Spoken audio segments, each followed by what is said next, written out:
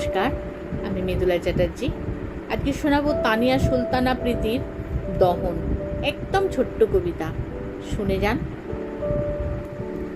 তারপর একটা দীর্ঘশ্বাস ফেলে বললাম, আমার চোখে চোখ রেখেও আমার চোখের বিষণ্ণতা তুমি বোঝনি। তাহলে দেহের ভিতর লুকিয়ে থাকা হৃৎপিণ্ডের দহন তুমি অনায়াসেই বুঝে যাবে। তোমার দ্বারা অবহেলিত এই চিন্তাধারায় আমার হৃৎপিণ্ডের দহন আরো বহু গুণে বাড়িয়ে দেয়।